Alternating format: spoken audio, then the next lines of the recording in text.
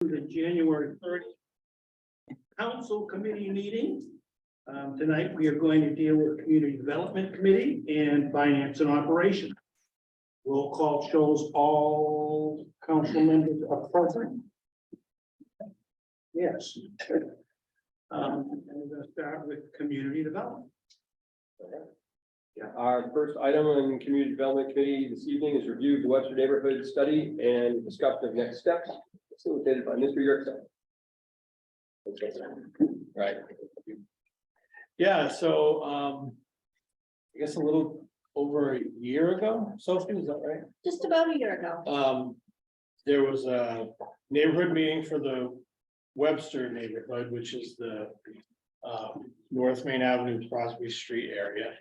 One of the themes that came out of that discussion with residents of the neighborhood was concerns about traffic, bike, and pet safety. So in response to that, we decided to conduct a traffic study for that neighborhood specifically. I believe it was shared with everybody. Basically, we asked the consultant to take a look at existing conditions, identify places for improvement, and provide some guidance on how we might want to conduct those improvements. To focus on traffic calming, pedestrian safety, and bike accommodations. This summer we brought Sebago Technics in. We have a nice history with. They've done a lot of these types of projects for us. They took a look at the existing conditions, like we said, identified some shortcomings with pedestrian facilities and signage, pavement marking, and a number of things like that that were identified in the study. They also took into account some other studies that have been recently done, primarily the Park Street traffic study that was that dealt with kind of the ends of North Main Avenue and Crosby Street as well, as part of the Park Street corridor study. Some of the things that we've already done as part of that were recommended as part of the Park Street study were the realignment of the North Main Avenue intersection with College Avenue to shorten the pedestrian crossing on the Main Street on the College Avenue piece, as well as change the angle of entry for traffic to slow them down a little bit. It was before, I don't remember, it was really kind of just, you sort of veered over into North Main Avenue as opposed to turning onto North Main Avenue. So the intersection was squared up so that you actually have to turn in there, which slows your entry speed and by with the hopes that it slows you down as you go through the neighborhood. We had also reconstructed the pedestrian facilities, so all the sidewalks from College Avenue down to the intersection of Pond Street are recently reconstructed as part of the 2 phases of North Main Avenue reconstruction that we've funded in the last few years. There was quite a bit of discussion about the existing conditions. Traffic analysis looked at some pretty clear deficiencies in signage and pavement marking that I think we can work on. It also was some discussion about the stop condition at Pond Street that was added in, I say recent years, so in the last 20 years or so, which is, it used to be just a thorough, you'd go through there and the stop sign was on Pond Street. At some point, in an effort to add some traffic calming measures to that neighborhood, the town decided to add a 4-way or basically a 3-way stop at Pond on both North Main and Crosby Street. Did they add a Pierce at that same time, or did they do Pierce at different? No, Pierce was done. Pierce we did as part of the when we reconstructed. Pierce North Main. Yeah. So there's some discussion about the effectiveness of using stop signs as traffic calming measures.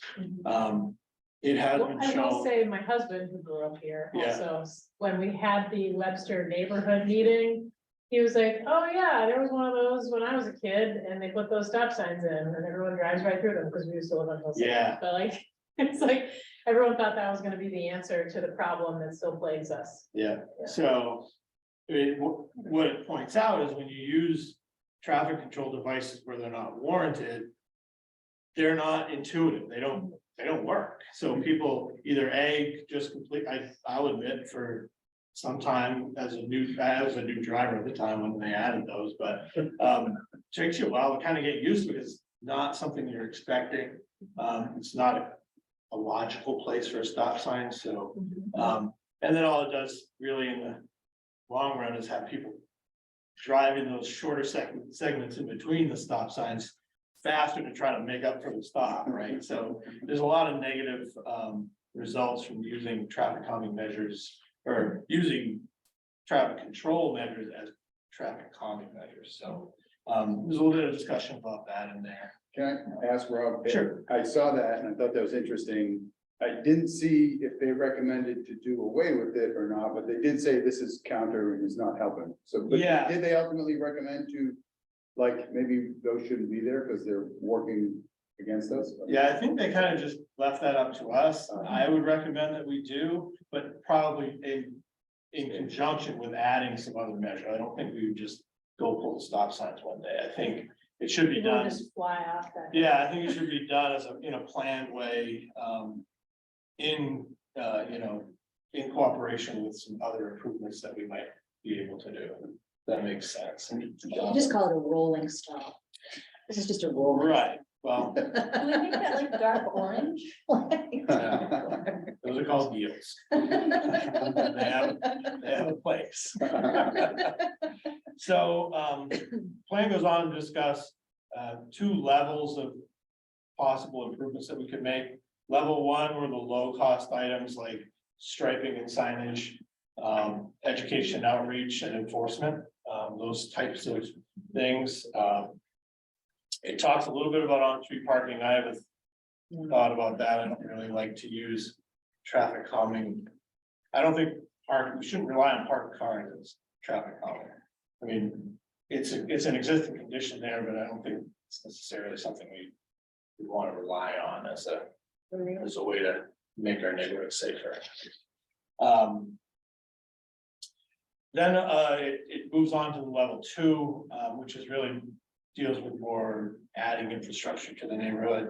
So reconfiguring intersections and adding pedestrian facilities are the primary ones. So talks about some potential changes that we could make at both sides of the Pierce Street intersection. Talks about realigning the Crosby Street intersection as in a similar way that we did with the North Main intersection, which I think makes a lot of sense. That one I'm thinking we may be able to do as part of this larger, if we move forward with a larger Route 2 project, that would be within the limits of that right of way. So maybe able to sneak that in as part of that. I guess we'll see how that all works out. But I think that would be a reasonable improvement to make. Talks about adding crosswalks, mid-block treatments, so speed tables and median islands. It talks about a little bit, which have their place, and I think in the plans it shows a couple different locations where we might want to consider a treatment like that. And I think for the most part, there's some good spots through there that we could consider adding that kind of thing. It talks about extending the pedestrian facilities through the railroad crossings, which right now they don't. They stop on the larger part of the neighborhood side. On the Penobscot Street side, there's no sidewalk. So if you're coming down North Main Avenue, it just sort of ends before the tracks, and then there's no facility on the other side of the tracks until you get down to Penobscot Street. So talks about adding that piece, and then of course on the Crosby Street side, connecting Penobscot Street all the way up through all the way to Park Street. with some strategic traffic calming measures like speed tables and, a couple crossings and, like I said, adding that, realigning the end of that. Talks about, because of the way the volume is, it talks about continuing to treat vehicle and bike traffic as a mixed group, which can tend to lead to traffic calming because the bike traffic and the vehicle traffic have to kind of work together. Once the pedestrian facilities were added, we might kind of clean that up a little bit. I think a lot of times when you go through that neighborhood, particularly on Crosby Street, you may encounter all four modes of transportation on a trip through there, where you might encounter a pedestrian, a bike, a vehicle, and then mass transit too, because that's part of the route for the Black Bear Express. So it makes sense to kind of look at all four of those. Is Crosby 25 all the way? Yeah. Yeah. So they're unposted roads, so they're not, a few of the roads don't have formal DOT speed limit decisions. But if they're unposted urban with this traffic volume, 25 would be the norm. So if we were gonna post at 25, we would be consistent with DOT's guidance. It's one of those things that I anxiously always remembered from my driving exam as a teenager. If there's no, like, if there's no Oh, right, sign, there's no sign, asking you. what type of neighborhood means what type of speed? Yeah. And just to make sure everybody remembers that the town does not have the authority to establish a speed limit outside of DOT's guidance. But do we have the authority to post a sign within the? Yeah. Within the urban compact. Within the urban compact, we do have that. We can't do that. This is. I don't want to say we have that authority, that's not the right word, but, They also mentioned bigger signs. they mentioned larger signs, you've seen the signs with the red flags on them. One of the things DOT is working to add to high difficulties, areas where people are not necessarily following the rules with traffic signage is they're adding signs on both sides. So you see it on the left and the right. You'll notice stop signs are starting to work that way. When we did the improvements to change the Essex Street intersection at Forest to a four-way condition, you'll notice that there's stop signs on both sides of all four spokes of that wheel. So it's been proven, I guess, to be more effective, far more visually. You can see them easier.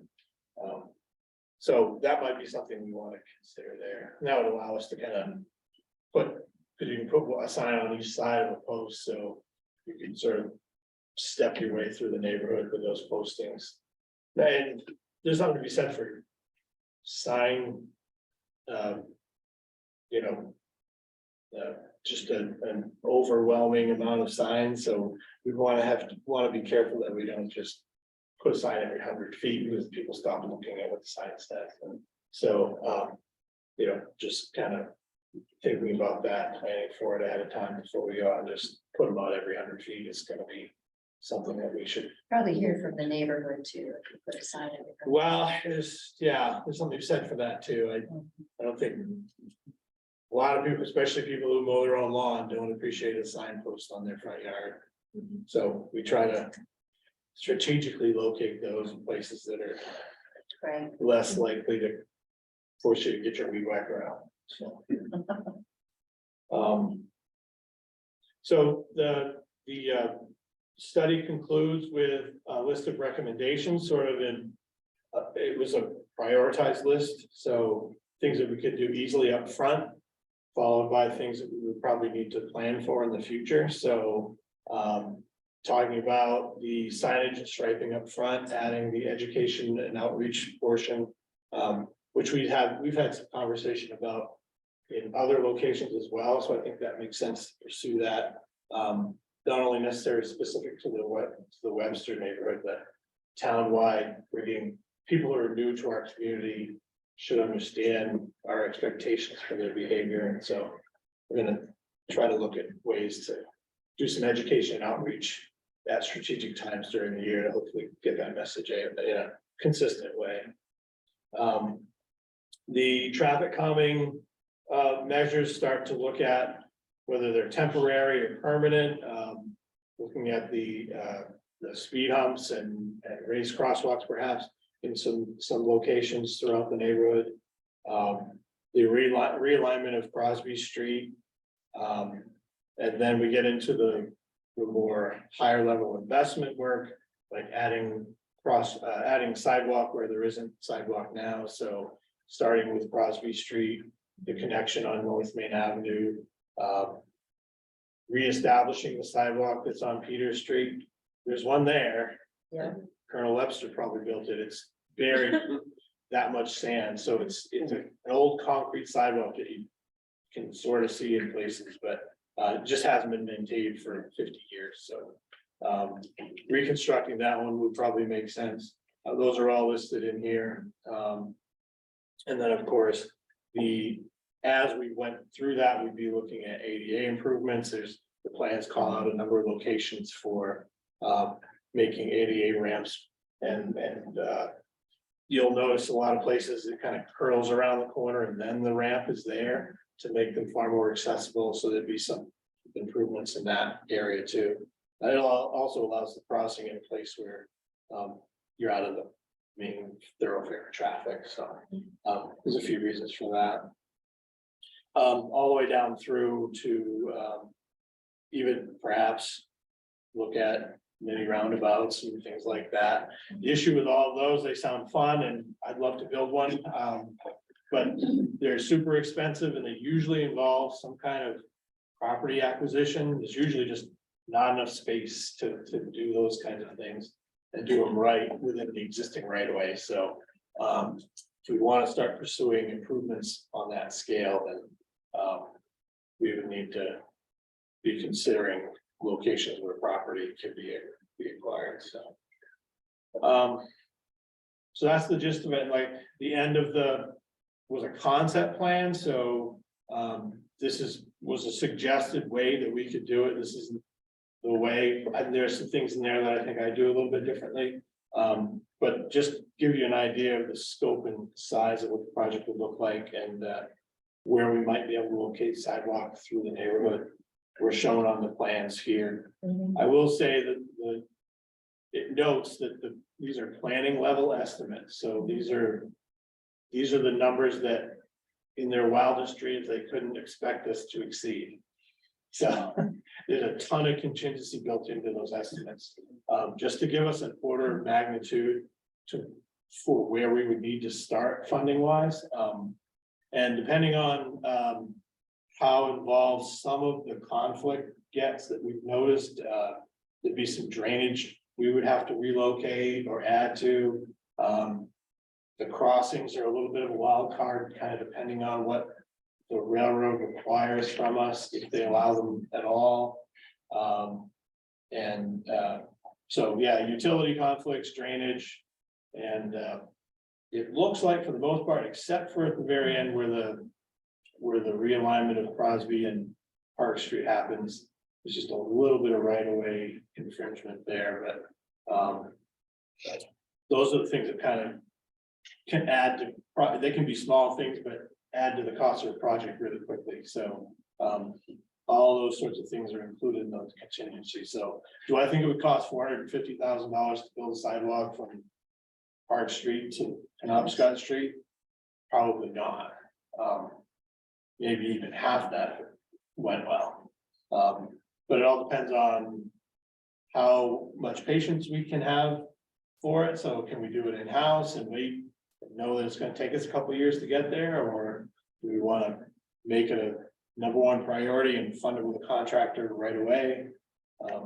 Those are kind of the things that come into play there when you talk about budget. So what's the feasibility of bike lanes? Or maybe you could talk about bike lanes. So what you're saying is in this neighborhood is that the bike traffic just goes with regular traffic and we don't worry about adding an extra lane for bikes.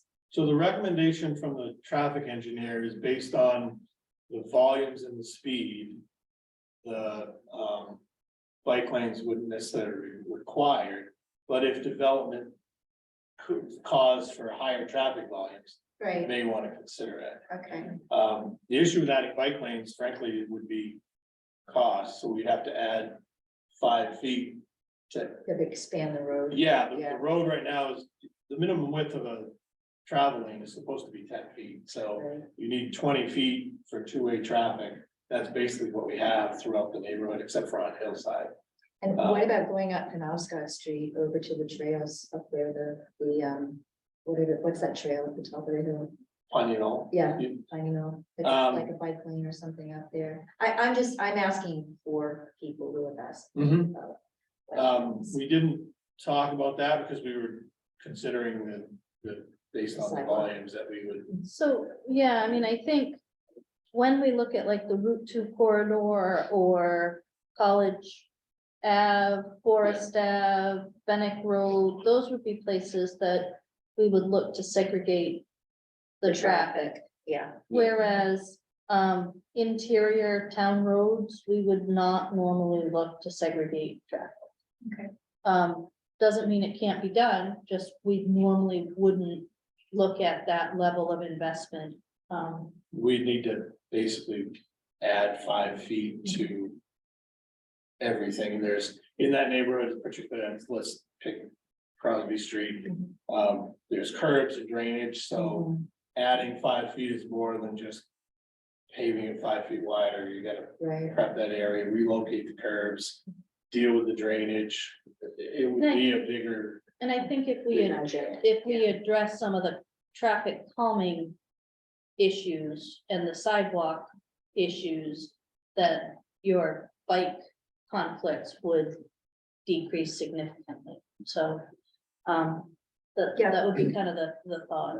I think I did read in there also, they said, from the crash study that there were 0 pedestrian bike incidents in the past 20 years. And just thinking about that, yeah, Penobscot Street, I've biked for a while, I guess, but I've gone up there a lot on bikes and I don't think I've ever seen a car, to be honest, so I couldn't imagine there are that. cars. Well, going towards like the old town garage, it's very minimal traffic, obviously. So I can't imagine a bike lane. There maybe what last time you were there. But there's not enough traffic, you're right, Right. you're right, there's not enough traffic to warrant widening the road for a bike trail. I think the other kind of thing to keep in mind too is, as Rob said, we could go in there, dump a lot of money and just do a lot of things. Or we could systematically begin to implement things to see if we can start making changes without more. When you look at the way this report clearly calls out North Main Ave and Crosby Street, I think it makes sense to make backbone sidewalk infrastructure on both of those streets. I think that makes sense. If, I don't know where that rises to council's level of wanting to fund, but that I think is a way to kind of address some of the concerns.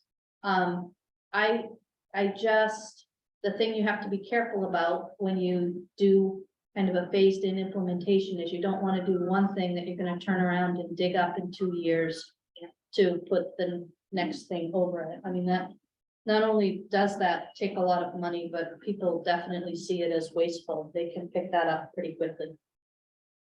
Can you talk about how doing traffic mitigation plan in this area either complements or distracts us from doing traffic mitigation in other parts of town that we talked about? Bennett Road already. well, I think that when you, the first step, of course, would be the enforcement part. And I can tell you, Dan's staff is stretched too thin right now for that, he'll tell you that.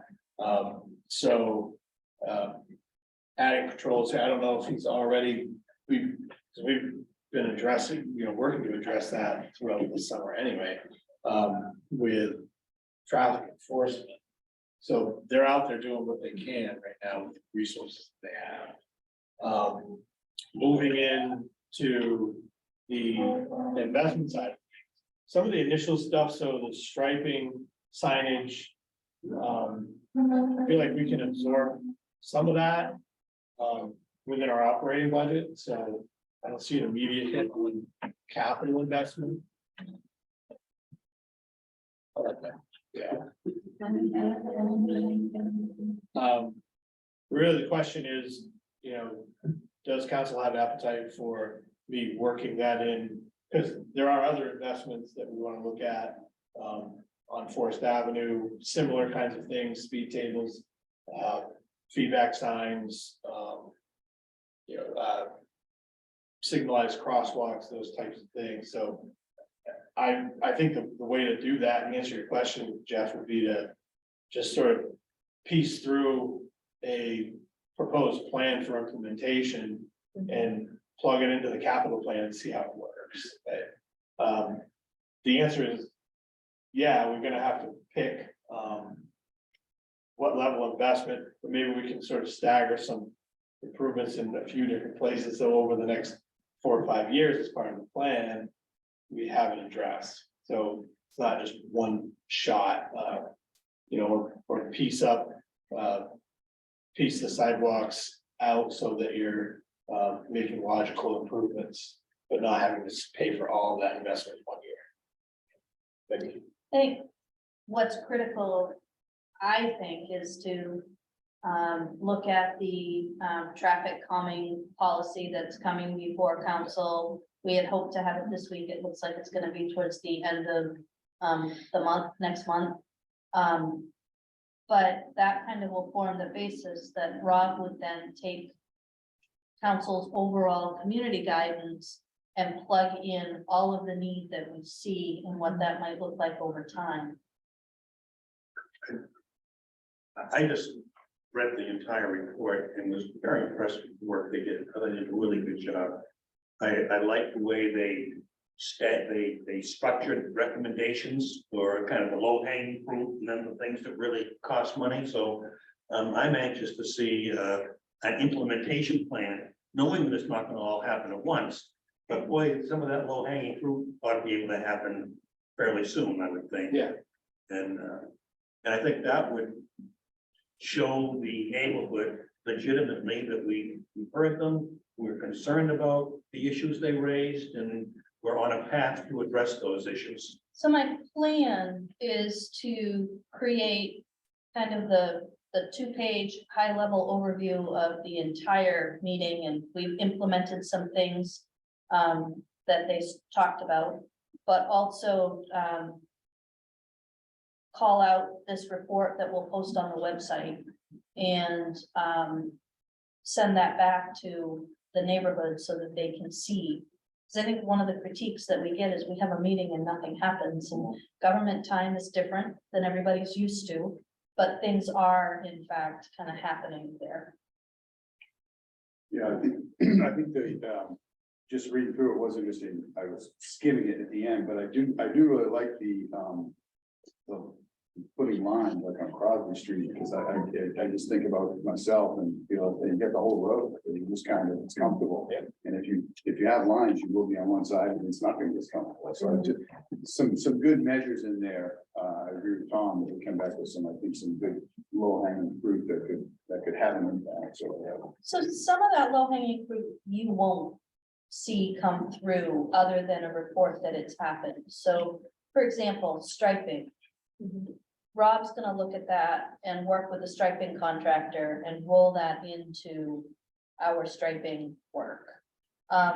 Simple signage things, Rob will roll into operations. Now, might you see an increase in his sign budget because we've seen a couple of different places in town that want higher end sign, that need higher end signs, maybe, which is where you would see that, but I don't anticipate, unless you have a need, coming back to you with, here is what we want, will you agree with it? Because most of the time when people make suggestions for like things that we can roll into operations, we normally will just roll it in If you guys want to see that, just because that's not the way we have done it, if you guys want to see kind of the overarching plan of what we want to do, or what we think we should roll into operations outside of the budget, then just let me know, and we can come back with that, but, normally, we would just kind Did I- of make what can happen now. Did I just hear, because I think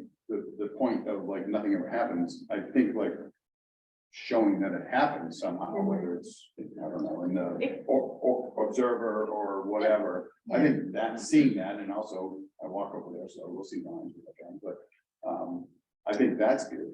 I think Yes, so anyway. too. I was just gonna say the same thing, that as simple as a report in your town manager's report that like, we did that some striping along Crosby Street, then allows us to go out and share that memo. And I like the idea of putting it in the Observer too, like, here's how we have responded so far to this community meeting. And you'll see the other parts, the larger investments, as part of the capital plan discussion tonight. One thought on the enforcement piece, I know everyone's spread thin, and did they put this sign thing over there, the flasher, at some point, the flashing? That signs? was over there. I thought that, did we get, Trailer was. over oh, the trailer was there. Because I think, and maybe that's something to think about here, because if there's some sort of investment, but I think back in September, or the end of the year, but when the school year is about to begin, I'm sure Forest Ave wants it, I'm sure there's a couple hotspots that even if we rented one or two of those extra just to have them around town, I think those are good calming measures personally, so maybe that's something to consider from a enforcement kind of perspective. I kind of think the fact that they're temporary actually makes them more effective. If there's a sign that's there every day, it's easier to ignore it than when it pops up on Forest Ave and you're like, oh yeah, I should slow down. That's. And then it stops for a while and then it's back. I think, yeah, Yeah, the research. works for me. Works for me too, Yeah. so yeah. Research told. For once in a while, that. I say rude things to the woman better. Late, going somewhere. You guys yet to respond to you. Yeah. So the, I do slow down. the other piece that has not yet been completed, but we could do internally, was around lighting. There are some folks in the neighborhood that felt like it was kind of dark. That is something that PD takes care of for us, and they have been stretched. So I put that request back in again for them to review that. So they look at it, they suggest areas to Rob goes out and looks at it at night, and then we make suggestions, recommendations around that. We used to just tell Versant to put a pole in, but we can't do that.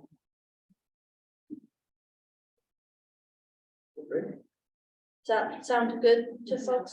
Next steps? Yes. So, all right, thank you very much. We'll move on to item B in community development, which is a discussion of the diversity, equity, inclusion, and belonging council committee appointments. And just to recap or set the scene, this is a follow-up to our workshop that occurred on January 10th, where applications were reviewed and some recommendations were made that are shared with council. So I think our discussion tonight is about the process going forward and any sort of explanation about how that workshop was conducted. I think if there are questions about the individuals selected, that's a further workshop discussion. So, and that's not to say we can't do more workshop discussion if it's necessary. I just want to be clear about how we conducted the workshop and then why it's coming back to subcommittee, right? And then why it has not gone forward to council implementation yet. So we met on the 10th. We reviewed applications. This list was developed, and my computer just died, excuse me. I guess I would entertain a discussion right now on what councilors think is the appropriate next step to move forward. So I have, I guess, a couple concerns. It's sort of about individuals, but kind of not, I guess, if it has to be in another session. I do have a couple. We do want to talk about like the process, like why was why were choices made without talking about individuals, so that's. Yeah, I could do that, yes, I think so, so the one concern I had was, that one of the 3-year position, I think we had some discussion here about, whether we have people that don't live in the community.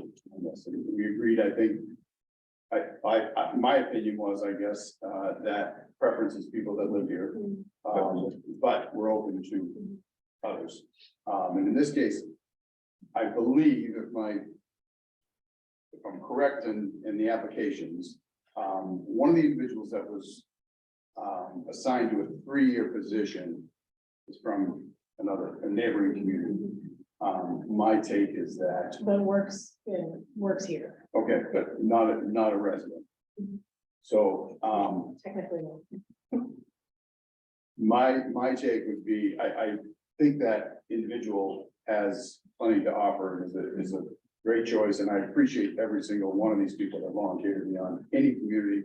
Want to make sure I say that up front, but I would suggest that if they don't reside here, maybe a 1-year position would be a better starting point for that. I'm curious, just because we had heard over the weekend that you've raised that concern, and I'm genuinely curious to hear why. I understand the argument about residency. We had it. Some of us don't agree that folks should be residents, but should have strong ties to the community, but we did all agree that we would try to prioritize residents if possible. So we all had kind of a spectrum of feelings about residency.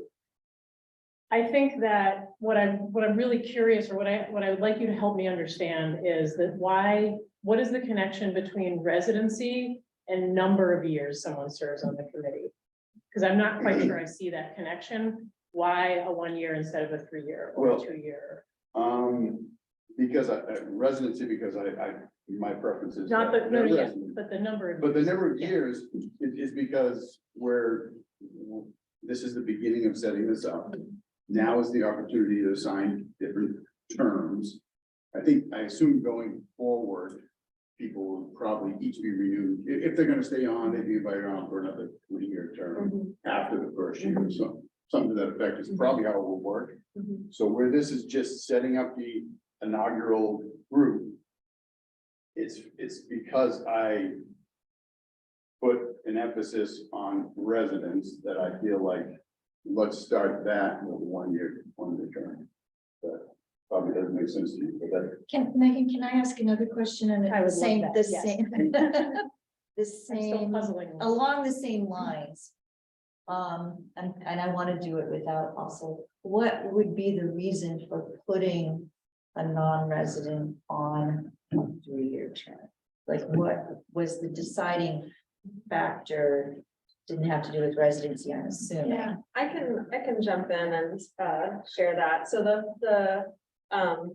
I will say first that those of us who were able to be here as a subcommittee did come to a sort of unanimous agreement about this and felt pretty good about it, but are certainly still open to tweaks. And we prioritized inviting candidates to be on the committee and to serve longer terms who had a lived experience of being sort of a marginalized group in some way in our Right. community. And then sort of secondarily, if they had professional or academic expertise that was related to that.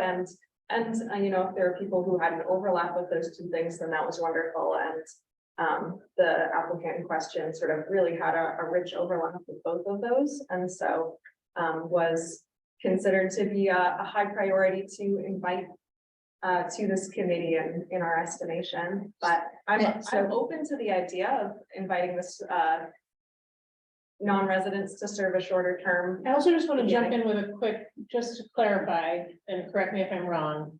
I mean, the 3-2-1, this is just to get it started. Eventually, they will all be 3-year terms. So even if you were like, I guess just to play devil's advocate, you could say, well, I would like this person to be a 1-year term because they are not a resident. Okay, but this person may also have so much experience that we would want on the committee that after 1 year, we would then want them to be on the committee, continue to be on the committee, in which case they would then be sat for a 3-year term. So then what you're really doing is a 4-year, like, so what I'm saying is like, this, it's, to me, it seems like 6 of one, half dozen of another, when you're talking about a community member with really strong ties to the community who does not seem to be going anywhere, then like, yeah, this might be a 1 year, but then it could easily turn into another 3 years after 1 year is up. So why?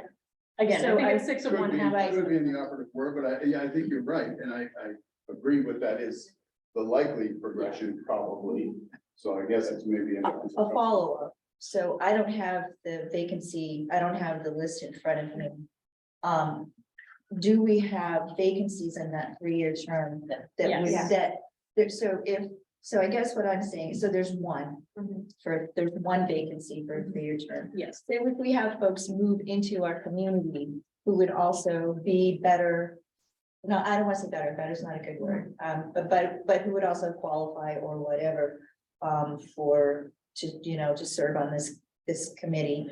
Or as they go into the community and recruit, because I'm assuming that might happen as well. Yeah, I personally, and I mean, I'm one of these, I personally would like to see Orono residents serve on a municipal committee, and I would personally like to see them be residents. But if there's a vacancy, I see a vacancy on the 3-year term. There's two vacancies on the 2-year term and 2 on the 1. No, 1 on the One, 2, 2, 2 on the 1. and 2 on the 1.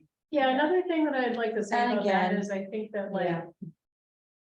I think it's also, one of the things we talked about a lot was the role of this smaller beginning committee Mhm. in making bridges to Right. communities around town, because there are so many people that we know are here in our community who did not apply Right. for this committee. And so clearly we need to figure out how to reach folks Okay. and how to make this an opportunity that folks would want to participate in. Right, And so having the 3-year terms, like having 3 solid individuals to be here, who will agree to be here. I mean, no one knows the future, but will agree to be here for a 3-year term. To have that consistency in that through line, to do the primary, like, first function of this group, which is to grow itself in an organic way, to me feels important. So Right. that's why I would look really carefully at making sure that we do have, when you're talking about, well, we have two vacant spots in the 1-year term. Like, I would definitely argue for keeping that situation the way it is, because we need a solid anchor. And for Yeah. me, the 3-year term individuals would be a really solid anchor for the community. right. And even when you were talking, I was thinking about something else. So the other thing that I was thinking was these people, nobody's reached out to them yet, so we really don't even know if they're going to agree to 2, 3, Yeah. 1, whatever. Okay, They volunteer. I'm fine. They did volunteer. But that was 6 months ago.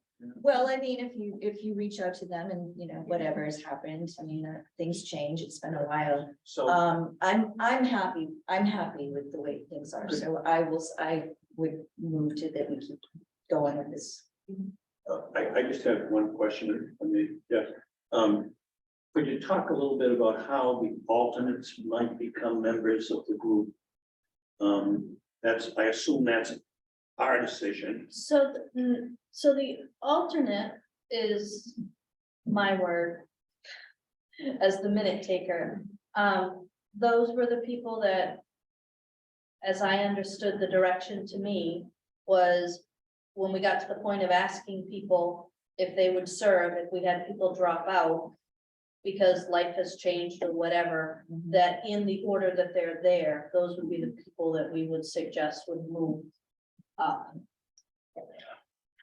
And there wouldn't be, would there be any possibility of them filling any of the vacant spots if we don't have others to come in on those vacant spots?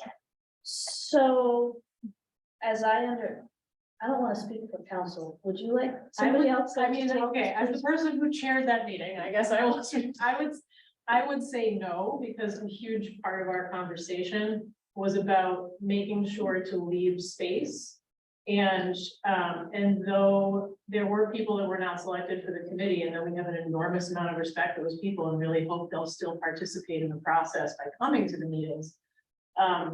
We really want to make sure that we are leaving space on the committee, particularly for people who might represent BIPOC identities, because that is something that was really not, in the applicant pool, strongly in the applicant pool, and it was something that we were hoping to grow in the committee. But we did hope to, and instructed Sophie in the eventual, if we vote on these folks and decide to invite them to the committee, those who were identified, and all of the people, but including those who identified as alternates, we would encourage them to please come participate in meetings, and like, your voice is welcome here. We're just trying to leave space on the committee for more BIPOC identified folks.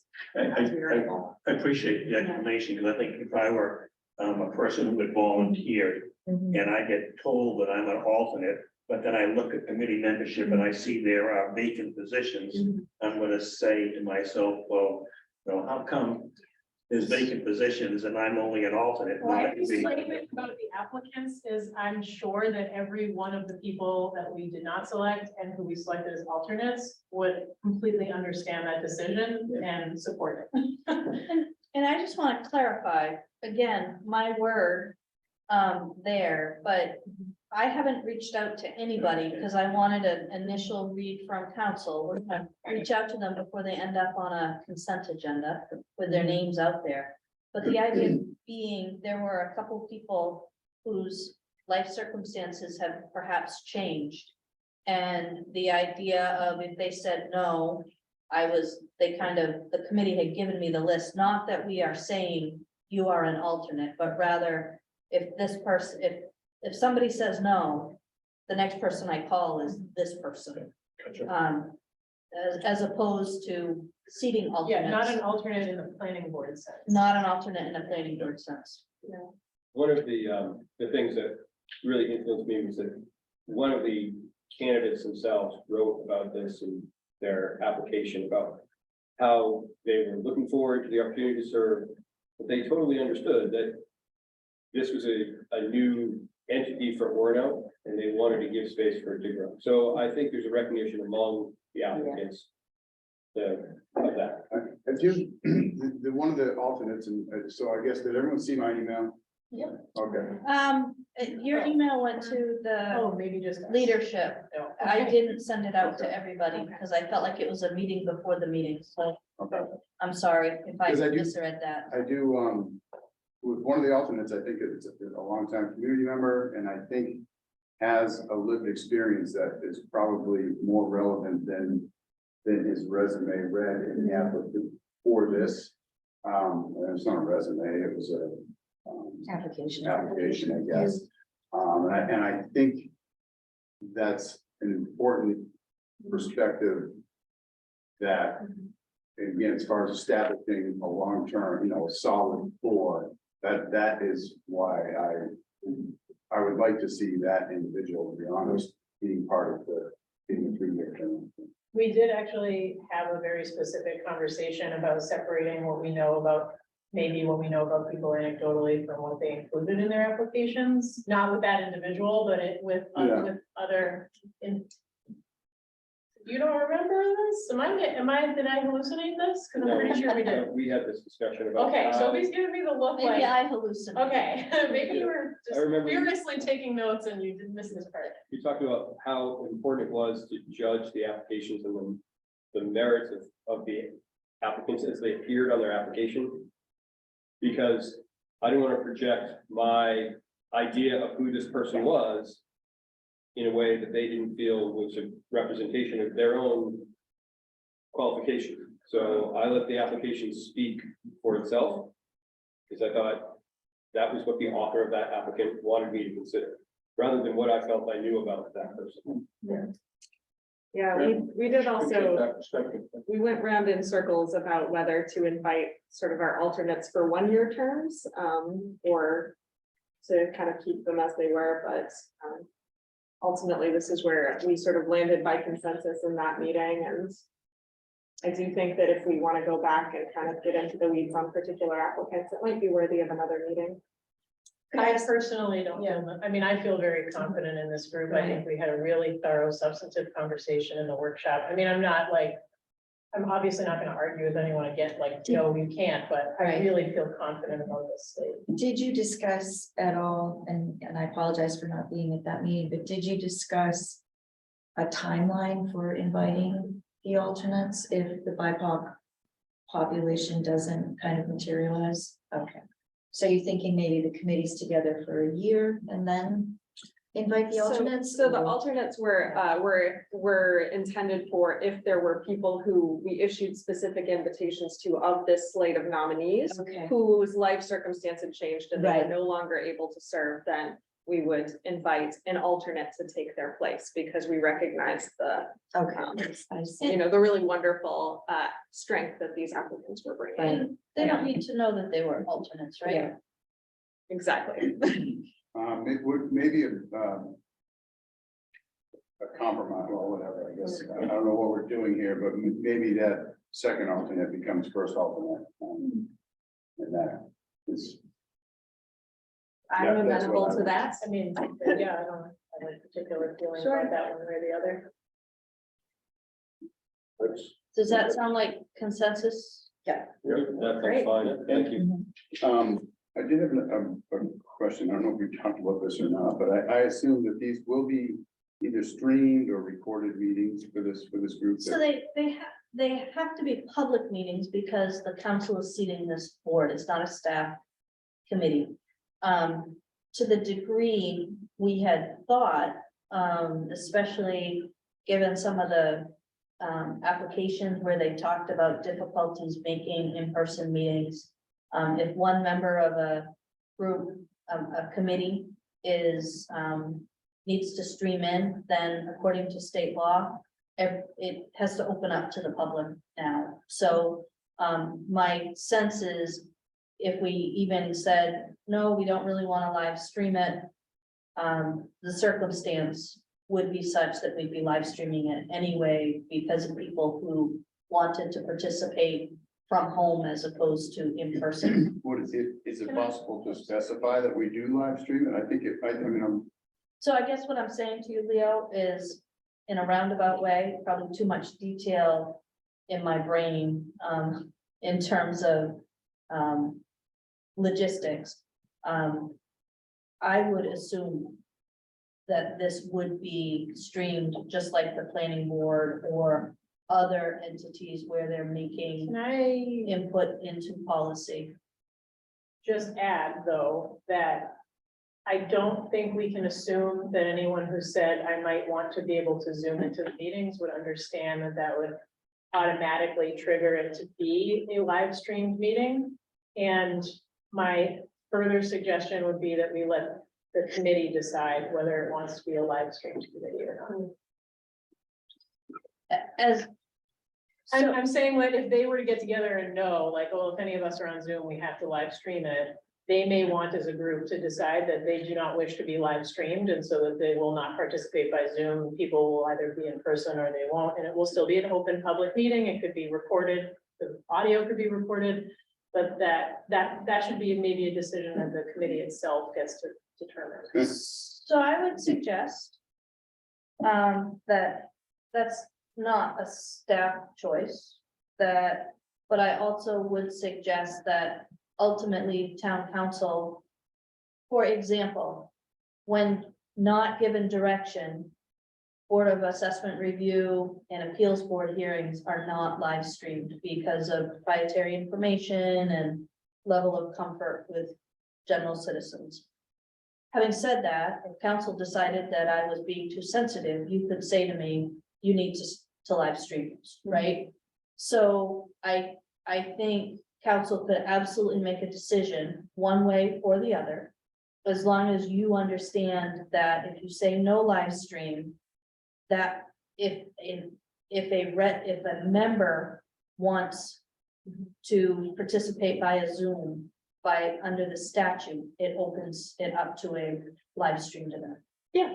Of course, but then ultimately, I don't have a horse in the race. I'm just saying that I don't think I should tell them whether they need to live stream their meetings or not. And so since that has been a conversation at a committee meeting, I would love some clarification before I begin to explain how this is gonna work to everyone. So can I, why would it not be okay to be streamed?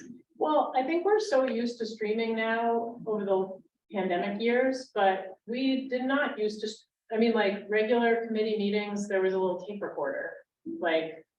And sometimes we would not record something, like, it's like, oh, we're gonna switch to workshop now and shut the recorder off because we wanted to have conversations that were fully in the public view. Anyone could come and listen to them, but we weren't necessarily going to, you know, videotape everybody and put it on the internet or something like that. So like, we've made choices as a council, and even in seating this committee, that we've made choices to have discussions in a workshop because maybe of the sensitive nature of the conversation or people's comfort level. And I think that it feels wrong in the spirit of what we're trying to do here, to have the group of us tell this committee that they have to be broadcast live on the internet in real time And not. for whatever reason. I would, I guess, disagree entirely with that. It doesn't feel wrong, and it feels like. Have you We're looked at the comments on the Facebook page when we Well, live stream some Well, we're meetings? assembling this group and asking Yes. them, and they're volunteering, and it's kind of, it's the public, it's open. Like, Yes. that's the whole idea of everything we're doing, and I don't see why that would be different. I don't, even, I guess if it's not necessarily, I don't know what it takes technically, if it's much technically to stream it, maybe it'd be the last one to put it out, but. I think it should be recorded, and because I'm sure I'm not making it to all the meetings, and I'm interested to see what this group is doing. We could still audio record it if that would be Well, I something think- they would be interested So- in. So I'm just, We can still video it. just to make sure my tech person aptly corrected me. So when I think of live stream, I just think it's out there available while we're having a meeting. Facebook is live stream. We also have in the past only zoomed and then recorded it after the fact. The fact is, it's still out there, and I mean, it's Right, still so out there. yeah, we have, the point I'm trying to make is we have a lot of layers, and the default in recent years has become live stream. And there are reasons why I could imagine the committee might not want to do that. But ultimately, I think it should be their choice because there are layers. It's still open to the public, it's still transparent, but there's a difference between live streaming on Facebook versus a Zoom meeting that people have to register to join versus that's recorded and then put on the internet later, is what I'm saying. Like live Yep. streaming in real time versus a Zoom meeting that you have to actually join to participate in, which means saying kind of who you are. Versus, you know, audio recording and posting on the website later versus, we're just going to have a minute taker and people can come to the meeting or not. I mean, there are different layers. Right, And what I'm saying is they should at least be part of the conversation about what that looks like. I don't- And Megan, my committee, the environment committee is not live streamed, it's Zoom, Right, Is there, but it's recorded, it's recorded and someone can go play and watch the Right. meeting. That, right, but I it's think not, that's but we what I'm didn't live asking stream. about. So as a council member, I can catch up and see what's Oh, going yeah. on. I mean, And I don't, we do have I- the liaison. but I don't feel like that. I feel like transparency today in 2023. Sure, we have all these options, but I think if we're truly trying to be transparent, then a video versus a recording where you never know who's speaking. I remember listening to those back in the day too. You don't really know who's speaking. You don't want people trying to announce themselves every time they speak. So I think a video, if that's the method of doing it, then I just think that I think we should agree that that should be done and not necessarily leave that to a later decision by this committee that we're. so do we have to, if it's our decision that we want a video and audio record of the meetings, we have to amend our charge or anything? So I don't think you need to do anything more than give me direction one way or the other, and we'll set it up or help facilitate the discussion at the committee meeting. I mean, I don't want to give you guys one more step of something that has to. be It done. sounded, I mean, I think Leo and I have said very divergent, very clear things. So I think maybe if we could all just weigh in on the direction so that Sophie can move it forward and we don't have to. sit here. So my question is, by statute, Sophie, by statute, what is as a municipal government committee, what is it that we are required to So- do? You are required to have open meetings, which means that they have to be announced to the public in at least 2 conspicuous places. We argue that's town hall, the library, and the website. We have more, but that's what we fall back. The meeting has to be open to the public to attend. There is no such thing as an executive session in a committee meeting. That is only for boards that are endowed with that. There must be minutes. Now, minutes under the statute simply have to announce who was meeting, the date, who was present from the appointed board, and any action that was taken. So most committees aren't going to have major action other than to make a recommendation forward. We, the videos are helpful to Nancy as we create minutes for meetings, unless we're saying we don't want staff to make these minutes. What we normally would put are action steps, especially if we have quality recordings that people can go back and listen to the substance of the conversation. So my next question, does a recording count as minutes? As typed up minutes, it doesn't, so it would have to be recorded and minutes would have to be taken at. Yeah, but those minutes, and again, I think about the minutes I did the workshop minutes and I felt like I had to capture more than we normally would, because we were reporting a very slim majority of counselors back to the rest of the group to make an important decision. These took me, I don't know, 15 minutes to do. So, but as long as, if the idea is we just want high level, they talked about X, they decided to do Y without getting into who said what when, that doesn't take a lot of time, does it, Nancy?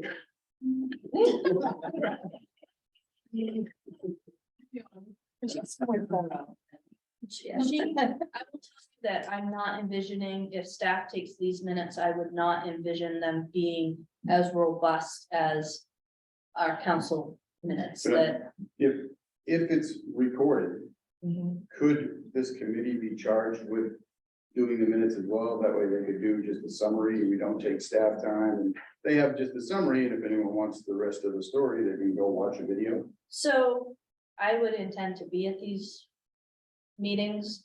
But yeah, I would love somebody else to take minutes. I do think that what we would do is just set up the baseline, a template with just the baseline. So just to go around, so Cheryl, what is your preference for the recording, non-recording, recording? I don't, there's no reason to live stream. I think that you can, they need to be recorded, the meetings need to be recorded so we can go back.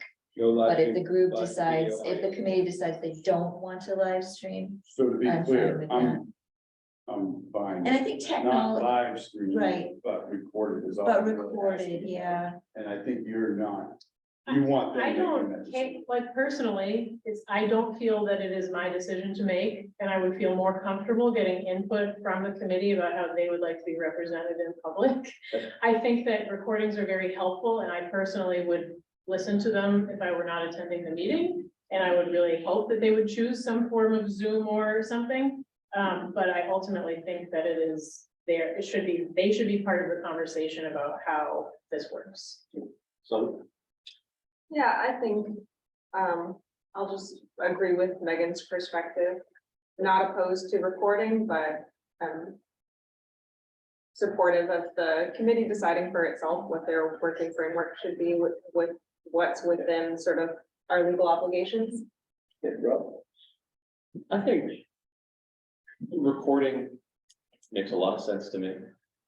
I don't see a deep problem with starting out with that as an expectation, and if maybe even saying right up front, if there are any concerns that are coming from anybody in the committee about this, then we can reevaluate that as a requirement, and we can adjust in response to them if there are issues that they raise. But I also see recording and all of these other elements that we're talking about as being important to accessibility generally. Yeah. So I lean towards saying, let's start out by default. And I would guess the committee members would probably say the same thing, Rob. I'd like to hear them. I'd like to hear them. I think Rob said it very well. Yeah. I support that position.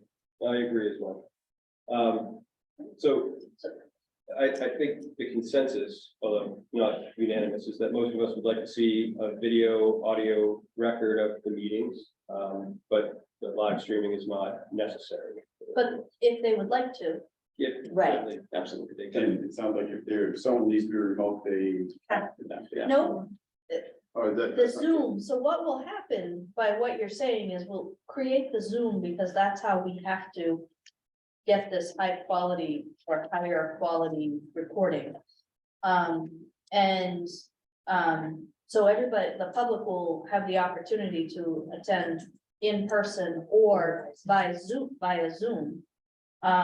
Then the only question that they're really grappling with is, do they want it live streamed on Facebook so people can just passively watch it? Okay, I just want to pause because I thought what I heard Rob say was that if they had concerns, then that would be a discussion, not about live streaming, but if they said, well, you know what, we don't really want to do a Zoom, that's what I thought I heard Rob saying, so not what you just said. So let's make sure we're all very clear before we move on. So how about I need to talk with my tech team. Yeah. I'm enunciating. Yes, Can we record audio and visual with the same quality that we're getting on Zoom without Zoom? no. Zoom is our recording platform. We did not purchase additional software that would allow us to create video What? out feeds. But we could have a webinar without publicizing how to access that webinar. Yes, As long as nobody from the committee was on that webinar. Then we have to yes, give the public the opportunity to be on that webinar. right. Okay, so what, if I can, I know, I'm sorry, I'm not technically inclined. Listen, I'm otherwise, when we don't have to worry about what anybody meant today, you'll So- be happy. what I think I'm hearing is council would love it if we recorded it and had it available for transparency to the public. Mhm. However, if you have issues, we can create a non-public Zoom that we would record and put online. You tell us if you have issues with the full transparency. Is that Sounds right to me. a very shortcut Yes. way to get to what you were looking at? Yeah, and I think also offer the opportunity for live streaming. Yeah, That's something that they do. Yeah. Good. so I'm kind of now envisioning in the first meeting, they're gonna have to organize themselves. We're gonna have to talk about minutes and how we want to live stream, how we want to record Present. and allow for To the public. participation. Right. Okay, sounds good. Are you good with that? Yes. Okay. You got that, Nancy? Okay. Do you know Nancy developed her own shorthand Yes. for minute taking? So Sophie, is our next step to leave it in your hands to make the phone calls and inquiries of the selected candidates and Yes, understanding that I am also practicing delegation. And so Nancy will in fact be assisting me in this effort. But my hope is that we'll be able to get through them in the next week. We have 2 weeks, but by next Wednesday, if we've got a full slate, then I would put it on the for adoption on the agenda for the 13th. My question for you is, I would be without input, I would want to put this on new business because we've spent so much time getting to this point, and it seems like an opportunity in the presentation of the order to kind of go through our path. Yes. Okay. And New did business. we agree to flip the alternates? That, I put that, as soon as I didn't hear any, I did that. Is that it for community development? I believe it is. Then let's move on to finance and operations, and we have an overview of the public tree inventory project. And Mr. Yerxa comes back. Yay. Just for a second. Blown away by this report. Just for a second. There's so many Norway maples in So you did get a copy of the report? Yeah. So, back in April, you may recall our conversation, town was awarded a grant to help fund an urban tree inventory, which was kind of parsed down into all the trees within the right of way in the urbanized area, so everything east of the interstate we focused on. We worked with a graduate student who conducted the inventory and actually put together the majority of the report. Our environmental services coordinator, Megan Hess, who needs to unmute Hello. and join us, took the lead on this project, so I'm just gonna hand it over to her capable hands, and she's gonna give us a quick update on the way the project turned out. All right. Thanks everyone for a little bit of your time tonight. So like Rob said, we finished up this project this fall, and we used the grant money to hire David Ludwig, who is the Master of Forestry student. And so David, pictured here, and his volunteers, which consisted of other students and also tree board members, measured trees within the urbanized area. So this included things like noting the species, the health of the tree, the DBH, or the diameter at breast height, which is essentially the circumference of the tree, and the height, the GPS location, and any maintenance recommendations. So David successfully collected data on over 1,700 trees and noted 76 different species. The most prevalent species was Norway maple, which made a lot of sense because the tree board used to plant these trees because they grow fairly fast and they're pretty. Other prevalent trees species were white pines, red maples, and northern red oaks. Some results that aren't shown in this presentation, however, is the fact that David updated us on trees that needed immediate attention, and the tree board worked to assess decaying or dying trees that were taken down throughout the inventory update and throughout the process. So even before the project was done, we were already working to work with the data. We also found that a large portion of our trees were in the medium size class, and we had low numbers of younger trees that were probably going to be replacing the canopy, and we had low numbers of very old trees because they were usually probably taken down.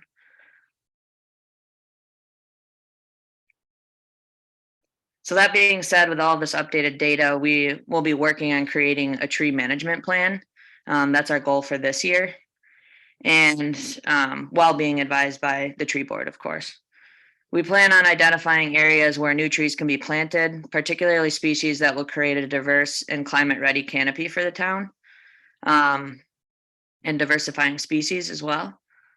We would also like to use this data to identify where vulnerable trees are located, like our ash trees, and create a proactive emerald ash borer plan, as emerald ash borer is now seen in Waterville.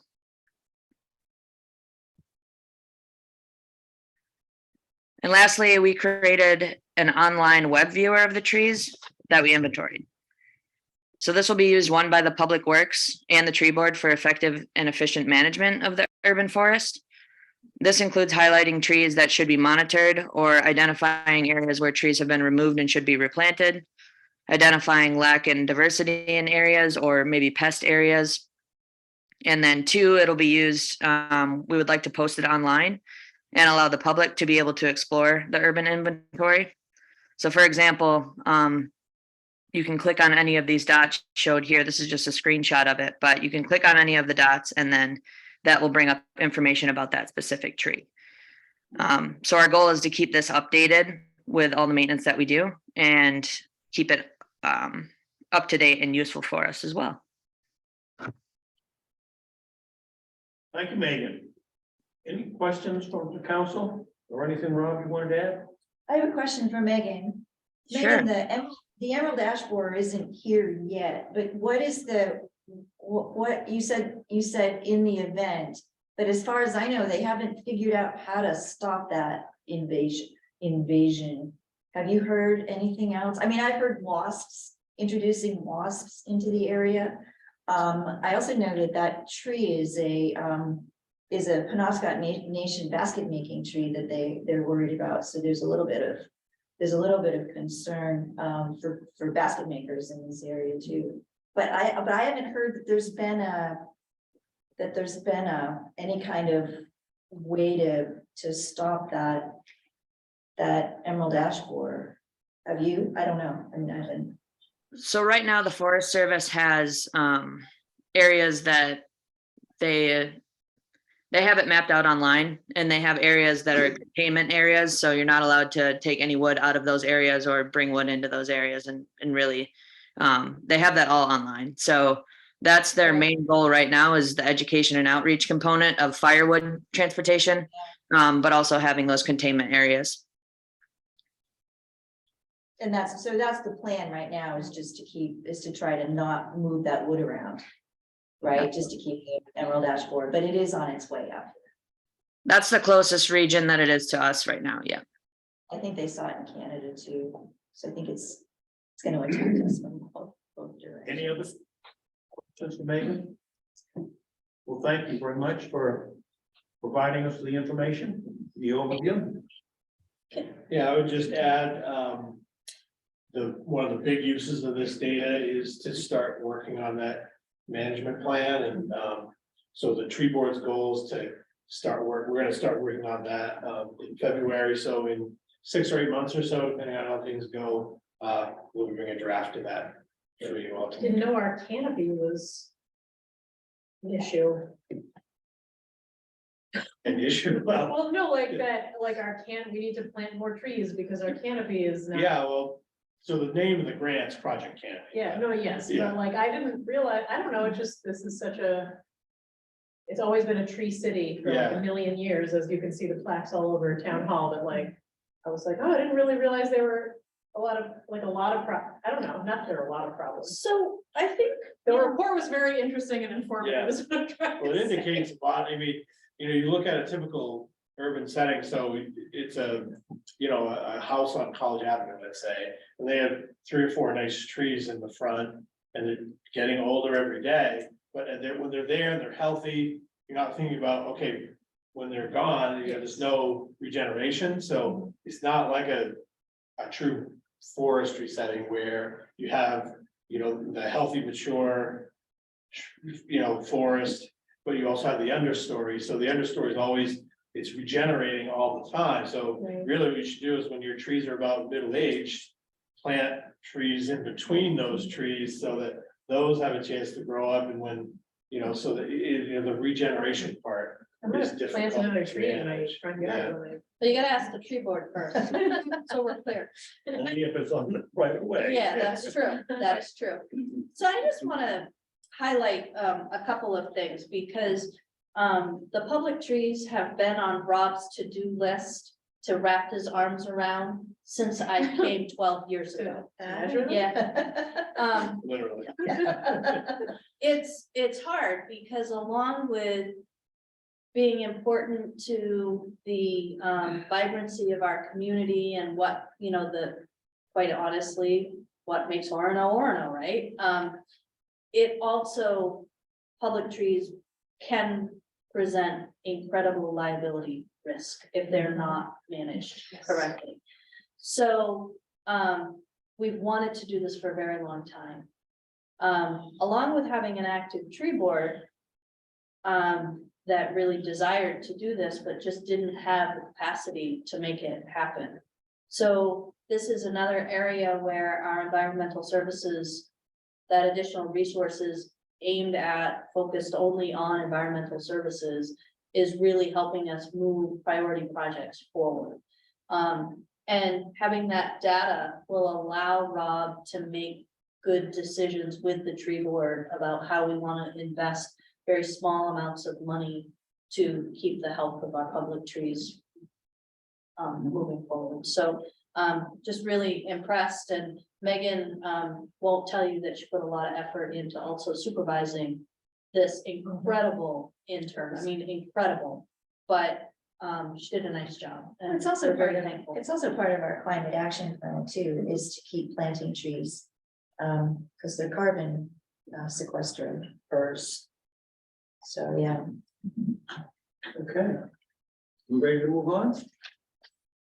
Thank you, Megan. Thank you again. Thank you, Rob.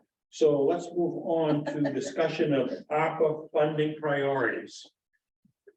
So I'm gonna kick this off, but I don't think it's really a me discussion, but let me start to create the background. The town received $1,141,870 of ARPA funding, American Rescue Plan Act funds. We have thus far encumbered $433,000. When we first started using the funds, we were working under the initial rule before the rule was finalized, so it was very narrow. So we used things like public safety stipends, we bought Lucas CPR devices so that staff wasn't right over somebody doing CPR. We also counsel as part of the budget process. We used money for the council chamber technology upgrade so that we could effectively Zoom people in. And then as part of our budget process, staff was directed to look at one-time projects because the rule had changed, which allowed us to take a $10 million offset for lost revenue without understanding that we may or may not have actually lost all of the revenue. And for that, we use that for a public safety administrative vehicle, the public safety building assessment and related repairs, and fixes to the pool filter and deck for the municipal pool. So when all of those funds were encumbered, that left $708,549, not that we're being super specific. So the next thing that staff was asked to do was to look internally towards projects. And as you can imagine, we had many one-time projects. We have buildings that are in need of repair. We have lots of things.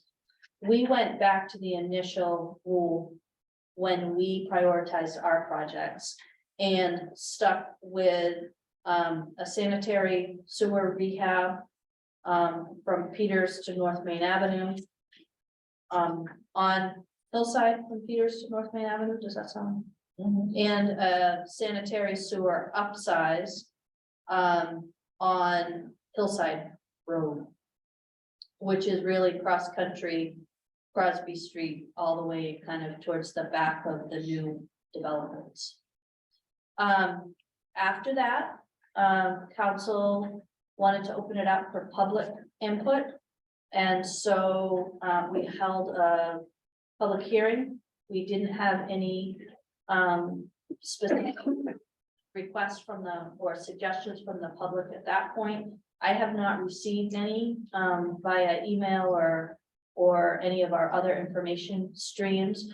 The one that, was brought up at that meeting was the idea of heating assistance, I think was brought up, but those are the only ones I've heard. So this item is on the agenda for whatever you want, but what I think it's on the agenda for is for us to talk a little bit more about, are there funding? Are there other priorities for funding? How do you guys want to move forward? The funds have to be encumbered by October 2024 and expended by October 2026. December? October. I just read December. Oh, maybe it's December. In my calendar, I have it on October, but maybe that's just because I Just don't to want get to, ahead before. maybe, I'd have it on mine in January. yeah. What are the parameters now that you So, can spend the money on? this money, we took the revenue offset, the automatic. If you're thinking like IRS standard deduction, that's kind of, it was a $10 million offset for revenue, which many smaller communities were doing. It allows us to use the funds for whatever local government would normally expend funds on. So what I've heard is guidance from the federal government about it needs to be a logical local government expense. We have to have all the checks and balances that we would have for any use of federal money, which is far stricter than even our own level of checks and balances. And the instructions thus far from council, which you can change at any time, is that council was really instructing me from the very beginning to look at one-time expenses as opposed to building something that would need care, feeding, and funding after the grant funds had been exhausted. So another question, thank you, is the infrastructure money, the federal infrastructure money that's coming, would that cover the sanitary sewer rehab projects? Because I know we've got infrastructure money coming as well. So I'm seeing infrastructure money flowing through our regular channels for roads and a little bit for culverts. But I'm not seeing a flooding that we would necessarily qualify for in the sanitary sewer world, because those grant funds would, like SRF loan, not loans, grants are in large part based upon either your poverty rating or your user fee to median household income, which it's hard for our people to pay the sewer user fees, but when the state looks at it, they're among the lowest in the state. So for many of those programs, we would have to see significant increases, probably beyond what council would want to see in sewer user fees to qualify. I just saw, and it's probably brand new, we probably know nothing about it, but I did just see something about it, get the lead out and like funding, federal funding that's just announced maybe from the White House. Yeah, Get the lead out. It domestic sounded water. probably, but my thinking is that if the pipes are running there and if we have to get there for water lines with air, that's probably 80% of the cost of doing something like that, aside from running the pipe. I think But I mean, we might have a harder time making that argument where we don't have responsibility for the water line. Where that, let out That's gonna be focused on most of our large portion of our domestic water system. Is The lead. distribution is not. It's not. It's the It's in the private, household. so now we're getting down to the private laterals, private services, that part. of it. Oh, okay. So The lead most of copper the and- distribution is not yet. Right. Okay. I was curious, so I just saw that. So those projects are gonna focus on, Pile in. you know, taking the whole neighborhood and replacing all the services or something of that sort, depending on how much lead pipe you have. That's, So if we get back to this sheet, you identified 4 projects. And we're proposing that ARPA funds be used to help with 2 of those projects. And I'm assuming that those 2 projects just are a higher priority than the first or the 4th. no, Okay, then I understand. these 4 projects kind of weave all together and would be approached as at kind of at once.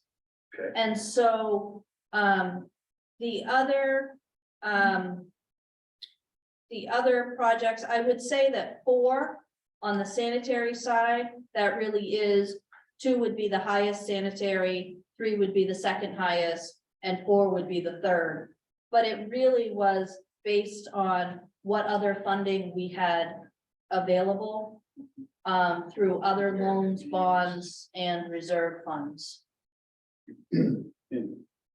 Are these, because I know those surfaces are all scheduled for 2024 to be resurfaced, Pierce Peters Pond, that's all. Is 2024, right?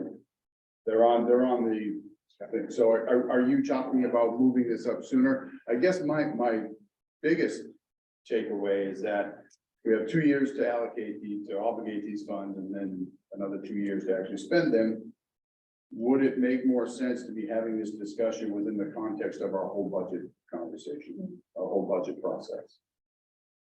Like why pull this out in front of a budget discussion when it's all related to spending? So I think part of it is on the sanitary sewer side. Without these funds, I don't have the money to do the work, and therefore I would not want to design it. So It sounds like Leo's asking why, what is the reason why we would want to come to a consensus about this now, ahead of the budget season? oh, well, for 2 reasons. One, if you were like, absolutely not, we don't want to spend it this way, we want to build our own other idea, then our budget would look much different. May perhaps look different, and sewer user rates would probably have to go way up to fund some necessary things. Am I making? Yeah, but I guess I still would see this happening within the, so I think seeing the whole picture and discussing the whole picture of a budget, where we hear that, you know, here's plan A or plan B would be this, we use those funds. I think it's easier to kind of process it with the totality of what we're talking. So when we look at the capital, improvements during the budget season, and there's the 5-year plan of allegedly when we're gonna do things. One thing I learned I had just moved off of Hillside Road when I was first elected to council, and was happy to see that within just a year or 2, I think Hillside Road was gonna be repaved, because it was rough, it was in rough shape, and I think it's still on the docket to get there someday, right? So what You got Bennett Road. So what I'm saying is, that in terms of like, it's not a huge roadblock for me. I'm not intended, but I'll take it, that we need to like anchor this to the imaginary plan about when we're gonna repave Hillside Road, you know what I'm saying? Like that's shiftable, and I think that it sounds like what staff is looking for is direction about like, can we use information you guys give us tonight about your willingness to consider this to move forward in a way that's going to impact the budget they present us pretty intricately? Yes. So, yeah, and if you were walking in a completely different direction, now would be an important time for me to know that, I think is the point, Leo. I'm not walking that completely different direction. Neither am I, no. I would like to just have you explain a little bit about the reserve fund column. Are those WPCF reserve funds? So the storm sewer upgrade, those reserve funds would come from a reallocation of previously encumbered public works infrastructure funds, because those are for storm sewer, which is So not sanitary Public sewer. Works funds that we've already So, approved but haven't used. Is that what you're saying? yeah, so if you recall, we had in your FY 22 infrastructure reserve budget, and Rob is gonna correct me if I'm wrong. About right, we had set aside $600,000 for Main Street sidewalks. Yep. And now we are looking at DOT projects to Cover that. cover that. Yep. So what we're suggesting is you would re-encumber it for a different purpose. So it's not new money, it's money that's already there, using it for a different purpose. Gotcha. Under the auspice that we're getting different funding from DOT, which are, Yes. I guess, again, I'd prefer to see this whole picture laid out, and I assume this happens in our budget.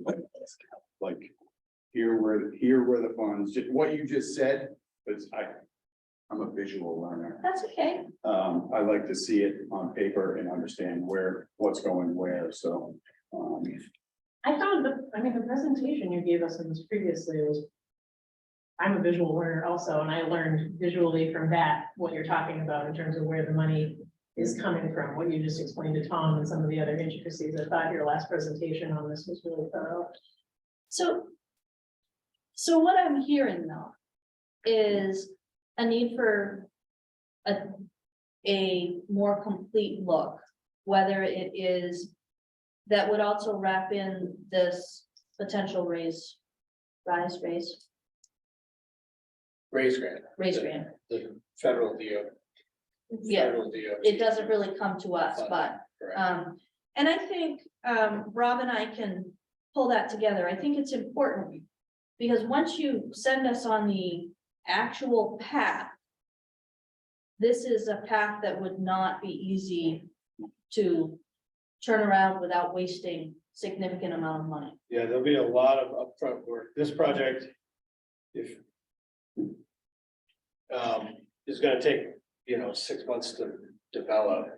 Its size and scope associated with both sewer and drainage. And by development, I mean, you do mean spending money.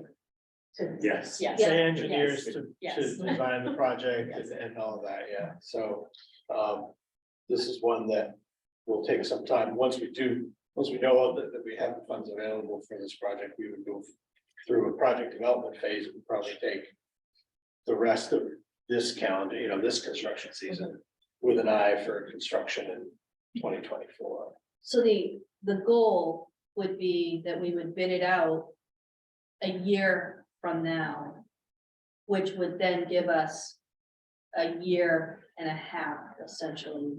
Right, and pre-construction is anywhere between 10 and 20% of the construction budget, so, which is included in that 1.7 million, so. So by the We're looking time at this a project, couple $100,000 to get ready to build the project.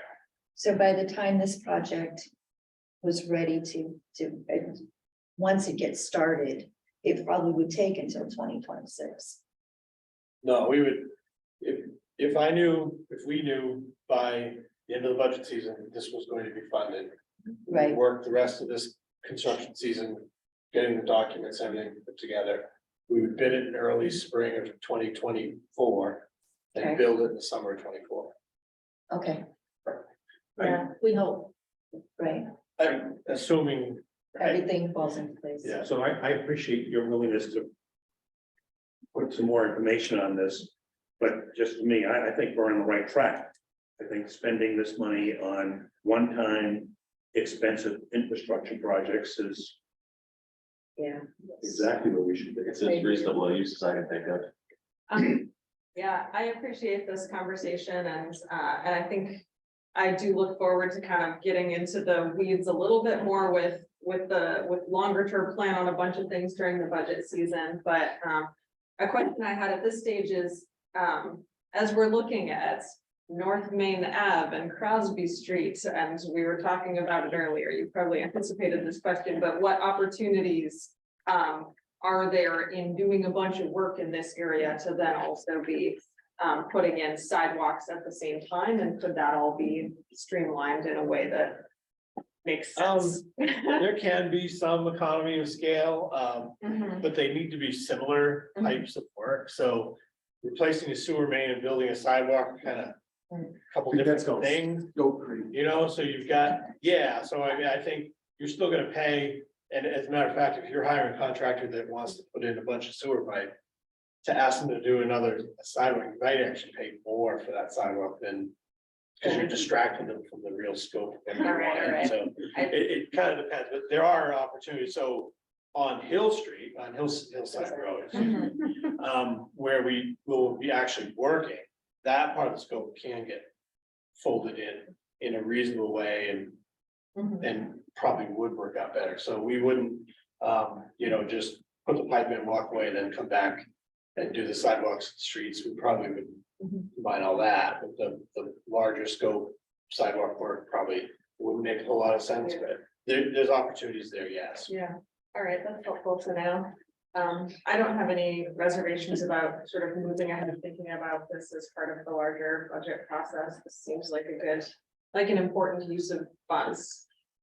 I mean, infrastructure is not sexy, guys, but I know community services are where everybody wants to be, but like, this is the stuff that goes neglected and that is so important. You don't want to be in the sewer. Is there any appetite, I guess, to have a conversation about eating funds, eating relief? So- I've given some thought. And so can I talk a little bit about structurally what we already have in place, and then if people want to talk some more? So, general assistance is an avenue where we pay heating costs. You have to demonstrate that you're wisely spending your money on basic needs, not judgmental kind of wisely, but rather, here's what the state say basic needs are you spending your money on those needs? Or have had an emergency that have otherwise directed your resources away from your basic needs.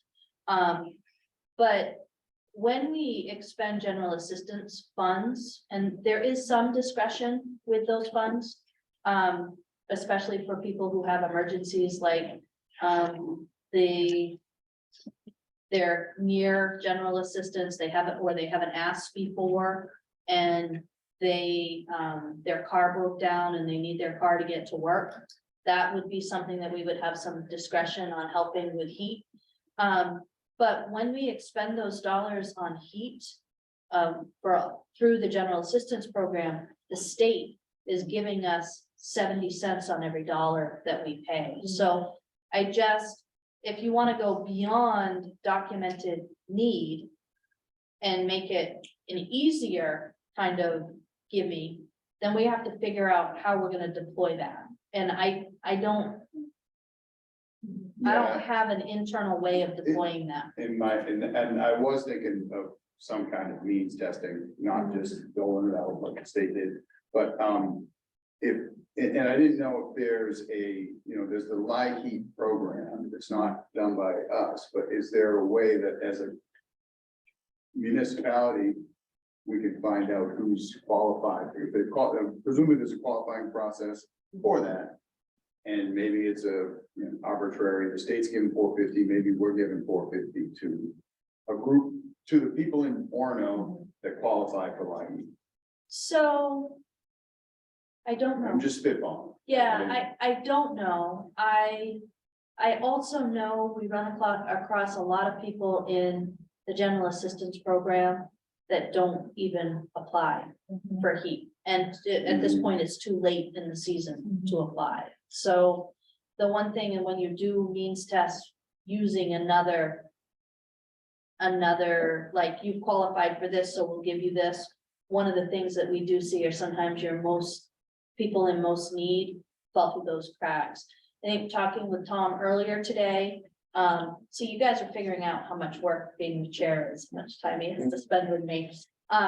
You know, one of the things we talked about was advertising general assistance a little bit more. And perhaps, doing it also with, people who work with individuals that would likely qualify. I think, I've been thinking about that conversation. I Yeah. think in addition to advertising it, are we aware of other avenues? Channel 2 ran this big thing to raise money for heat Yep, just this week, but last week. I contributed. How do people access that? gotcha. So do a little bit of, Yeah, yep. Yep, Was so, that for Bangor? yeah, it was right in Bangor. Yeah. But was it for Bangor residents? $100,000. I don't know. so my sense is that if WABI was running, was it WABI running it, or was it? No, they were running, well, I thought they were running it. So I think one thing I could absolutely do, They were advertising on television. I think one thing we could absolutely do, you know, our general assistant staff has to understand what the landscape of resources are, and we spend a lot of time with that. We also have our own internal fund for people who don't qualify for general assistance, but have what is clearly an emergency. And in those circumstances, you know, we have a few community members who are well off that are kind enough and generous to donate to that.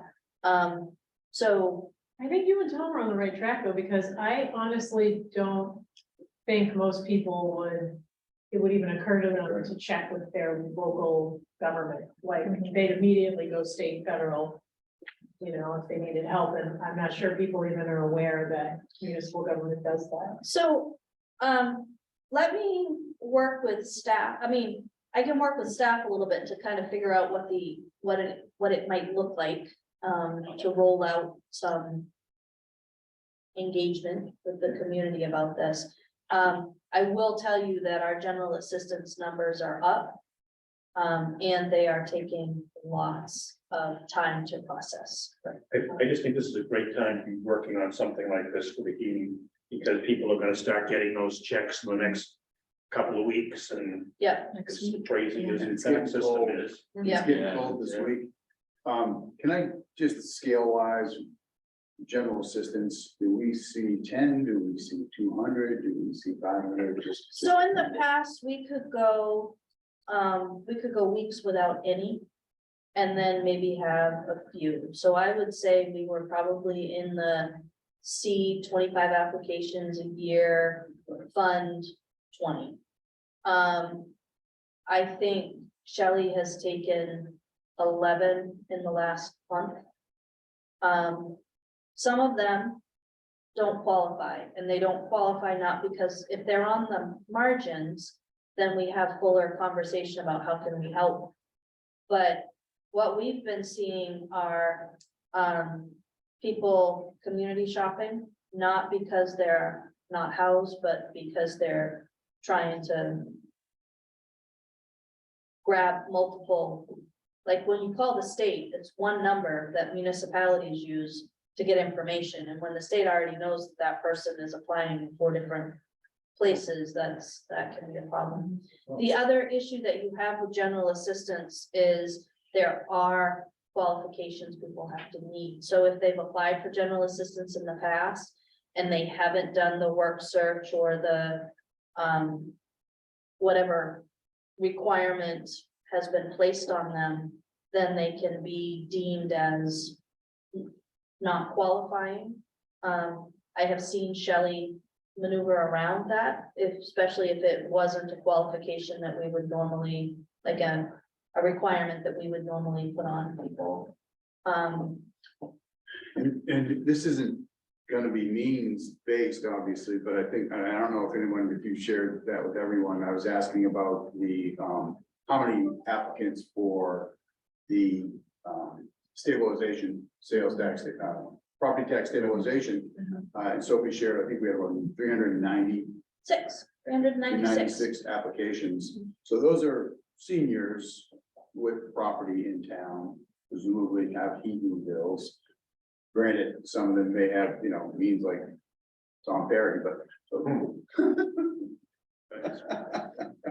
No, some of them, That's some, not some. nice. Could be.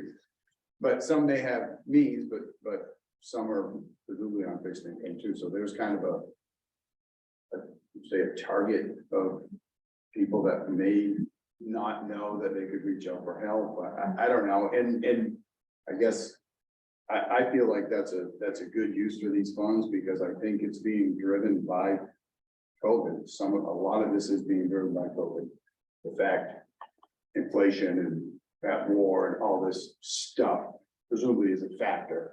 And these are meant for COVID recovery. Can I say too that, so being, starting this legislative process that the state has started, there's a lot of municipalities that are asking the exact same questions, that there's a lot of GA shopping, the stabilization bill is being re-looked at. I mean, we may come out of this legislative process with different directions about how to allocate funds and how much the state is going to reimburse, for GA. I mean, it's in flux. I feel like it's in flux right now. So So what it's is hard to know. Is your point, don't do anything, or what is your, I'm just curious. The what- wait for, do a wait and see. Yeah, I mean, I feel Kind like of thing. this I is, feel like this is a conversation that a lot of municipalities are having right now too, so. Yeah, it's hard to justify like waiting when I know there are people who are struggling and like waiting is But we not do have a viable. GA But at the same fund. time, we have a GA fund. Right, and LIHEAP is you can apply for LIHEAP Mhm. now, I think it's too late. But LIHEAP is, I mean, you have to reach out, people have to reach out themselves and, the property stabilization, there's a lot of concern about that because there's a lot of older people who qualify for it, but have the means and are taking advantage of it. And so, so I think there's gonna be conversations. yeah, By the time we do something, everything could have changed. So the things that I think we've talked about that I hope we're gonna move forward on are identifying what resources are out there to help people and looking at ways that we can get that information Right. to people. So,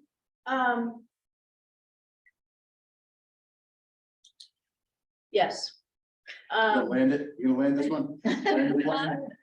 Well, I'm sitting here hearing a concern. From elected officials about people in the community being able to live safely in the community and still meet their needs. I guess what I would look at here is to know from a service level aspect as opposed to a nuts and bolts aspect. Is this something that council wants to look at? Do you want me to find, I mean, we can look at resources, we can look at publicizing, that's operational. But are you asking me to go off and figure out how we could legitimately create and make a heating assistance program work? So from my perspective, our initial conversation surrounding the ARPA funds was that we were not going to invest ARPA funds in any program that would require continuous funding. And I think raising the public's expectation that there is another level, there's another service level out there beyond perhaps beyond the length of this grant, right, might be something that we're not able to sustain in the future.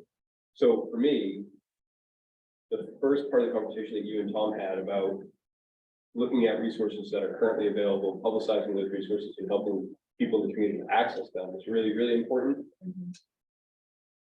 But I'm not inclined to support a program that establishes a new kind of funding that we have to continue to deliver to residents because we don't have a new source of revenue behind that, other than this one time, check. I agree with that, and I'd also add that, like, then when we look again at this proposed project with the sewers, like, this isn't a luxury item. This is, we need to fix this or bad things are gonna happen. Bad, expensive things are gonna happen. And not funding it in this capacity means raising rates and taxes and whatever we need to do to fund it, right? So like that.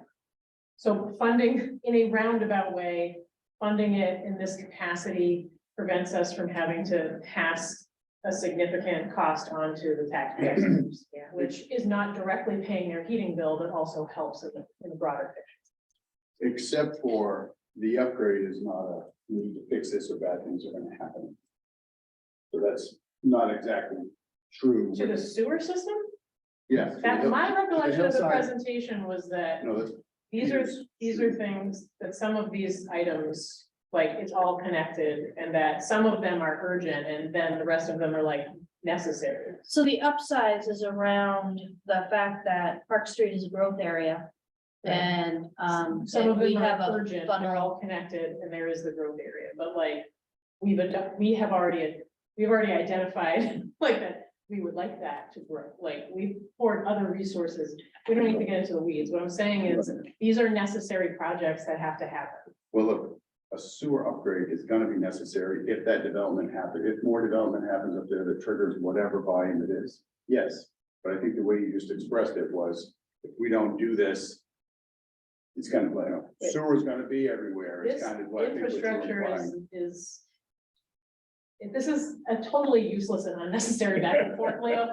Like, the point is these are necessary projects. And we are indirectly helping with people's budgets by using these funds for one-time upgrades that we will not have to pass on to the taxpayer, is my point, and we don't need to talk anymore about it. So I really agree with what Jeff said a few minutes ago, that identifying resources, making people aware of resources, seeing where that goes, I think that makes perfect sense. And if we got inundated with requests for support from legitimate folks, I'd certainly be willing to revisit it and see if there was another way of helping. So I was just curious, to what extent the town is at liberty to like list lots of existing community resources on your website. That's not like endorsing programs, right? It's just sharing information. yeah, I think I would. Yes, Okay. and I don't wanna, at 7 o'clock, I don't. Yeah. Things are starting to kind of percolate, and what I'm connected to a lot of social service Yeah. organizations, and I'm happy to sort of help with some aggregating and passing on of resources for food assistance and Yep. heat assistance and those kinds of things, if that's That would like be- helpful. that would be very helpful. Okay. We love to try to keep those things up to date for general assistance anyway. What I'd like to do is go work with my very capable and compassionate staff. To try and pull things together, and I will share the fruits of our labor. And if council thinks we need to do more, we can bring that back. Does that Thank sound you. reasonable? Yeah. Ready to move on? And Approval of the FY 24 budget process and timeline. I hope it's quick. it is, so most of the time, by the time the newer board members, counselors were actually seated on council, most of this had kind of gone away, and had been shrunk to fit on one page. But, this is the proposed draft of the, timeline, until you get to, April 24th. well, April 17th, that's all internal stuff. Right. April 17th is when we're proposing the workbook would be distributed to counselors, which is half a month early. And when I write this down, it's with the understanding that life happens and there might be a week or so delay. But the goal in this part would be to start council budget workshops at the April 24th Finance and Operations Committee. And that's just the general overview where we kind of go through my introductory letter and the larger landscape of the budget. My question for you at the end, it's pretty much set in stone. The public hearing on the 12th is the only one of those that's really set in stone. We have, when I first got here, they had the public hearing at the regular council meeting, and then the next week they adopted the budget. I instituted a 2-week delay to actually give the opportunity for change in the budget before you adopted it, if you were asking for public comment. So this is laid out with the idea that we would continue the practice of having a special council meeting in the last Monday of June to adopt the budget for July. My question for you is, knowing that we're going to have an election, would you feel comfortable in still agreeing to Thursday budget workshops? So that they're separate from committee meetings, or would you like 2 extraordinary long committee days where we, you know, I've even offered one year, I offered a Saturday to just spend the whole day doing this. I mean, I want to do what works. My experience has been little bites at it seem to work better than one big long chunk. But I'm also working to try to move around people's schedules. I'm trying to get staff, department heads booked now for that. And so I don't know your level of comfort, which is why I left lines. I'm happy with Thursday chunks. Thursdays are, while UMaine is in session, are pretty prohibitive for me. I cannot make Thursday evening meetings. Starts in May. Until, so unless, are we starting in May or are we starting in April? No, we start in May. Start in May. Okay, that's fine then. Sorry, I didn't have it open. Yep, that's Thursdays in May are fine. Let me just, is the first Thursday too early? 7, 8.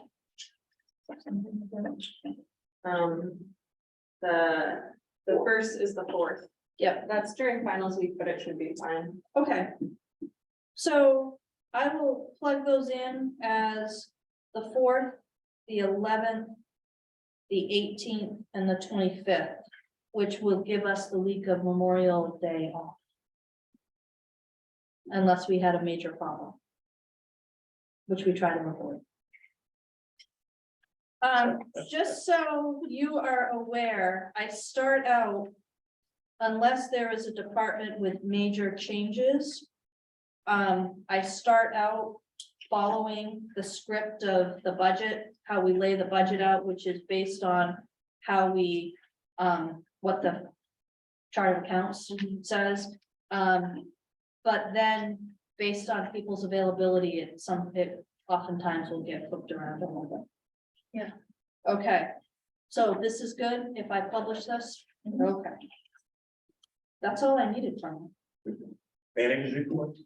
So we have an extensive one that's partway written, so I'm gonna stick with that. But there are a couple of things that I wanted to bring to your attention because they're likely gonna be on the agenda for the next council meeting without vetting it committee, unless you need to vet it next week. We got a new estimate on the salt affected well. We had approved this $20,000. It looks like we're gonna need another 13, so for a total of 33.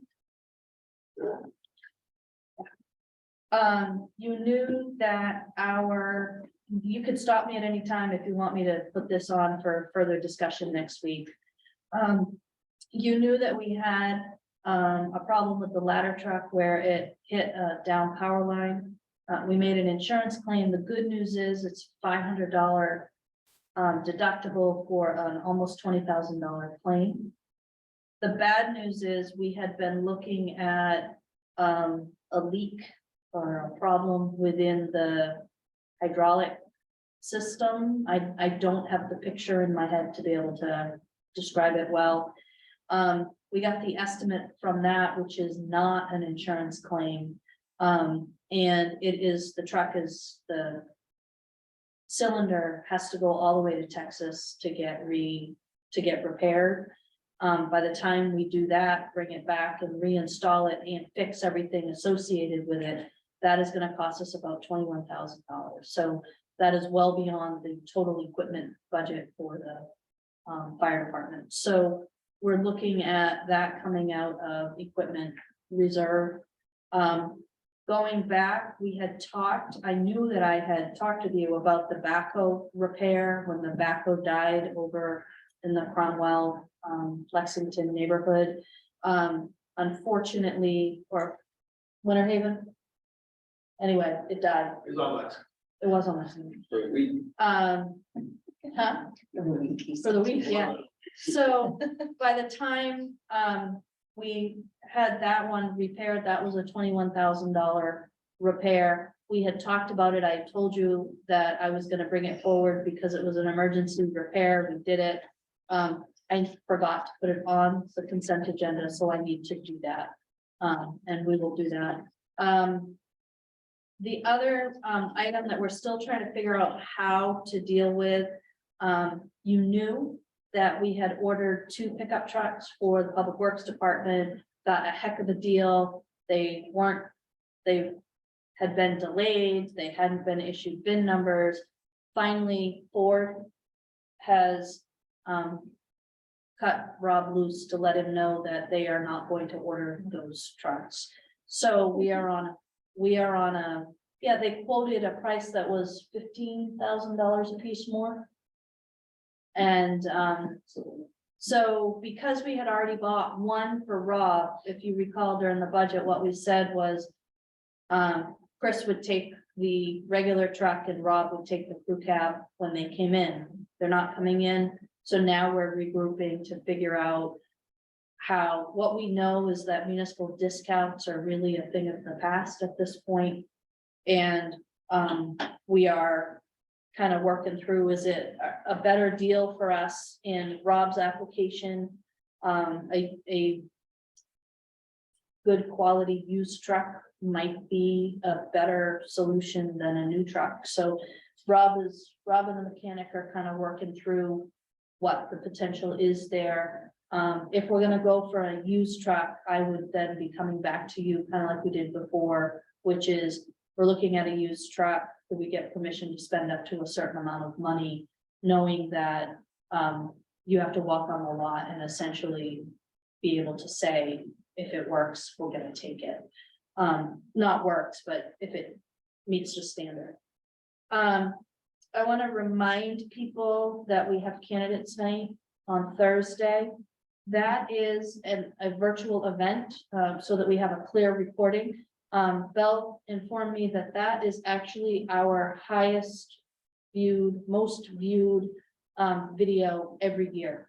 So we want to make sure that it's a good quality recording. David Chase is graciously moderating, which is awesome. You got the email about asking if you had general questions. We've had somebody with one question. We're going to add that to the list. The good news is if everything works the way it's supposed to, in February at your council meeting, you will actually be on the dais. That will be new for a large number of people here. You haven't even been on the dais yet, have you? Former life, but not at this life. The other thing that is likely going to appear on that, there are 2. The fire department, I gave the fire department permission to apply for a grant that had a closing date before your next council meeting. It is a grant to replace an existing piece of equipment, the Jaws of Life, the extraction equipment.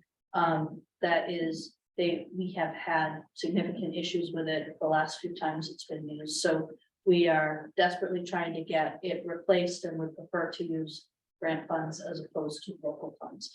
That will still be on the agenda. I'm planning to put it under consent. If you want to pull it off, we can deal with it at that time. Also on the agenda, you're likely going to see a request to give us authority to apply for a window dressers grant.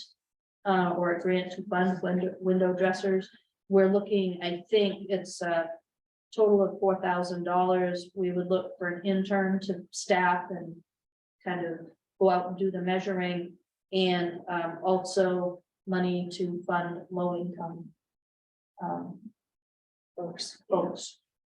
And last, you will see in the report, but we are looking at, you got the landfill report about PFAS. The state of Maine has a program for wastewater that is pulling 10 tests in a regular cycle. And we started at 13. We had, I think, 2 13s and 18, and we just had 19.2. I am told that it is entirely possible that in wastewater we'll see kind of an ebb and a flow with PFAS. So the trend of this might not actually be a trend. That's why they wanted 10 months of data. And we submit the combined sewer overflow report to the state, have not heard a word. So it'll be interesting to see how much longer we have to wait to get a word. Okay, I think that's it. just a reminder of our meeting tomorrow night. I'm excited to talk about budget priorities. Everybody submitted them and we're gonna filter through them, and I think Sophie has a nice system designed to help us get through that. I'm learning technology. Yeah. If you have something that you Stops learning. if you have something that you have thought about since you submitted your survey, it would be really helpful, even if you only ship me like 3 words, for me to be able to add to that. So whatever, the more I can prep in advance, the easier your meeting will be for tomorrow. This is gonna be anticlimactic. Believe me. If there's something in the correspondence that you would like to talk about, please. Please. If you could just shoot me an email so that I can just add it to the committee meeting. I've only scanned these, so I haven't even got there yet. Thanks as always to people who write to council. We appreciate your feedback, and I haven't read them yet either, but we'll look forward to it. So motion to adjourn? Do we want to see if there's public comment since we might? Don't comment. Tune in Thursday. Will do. All in favor? In favor. There we go. See you tomorrow. Thanks, Bill. Okay, so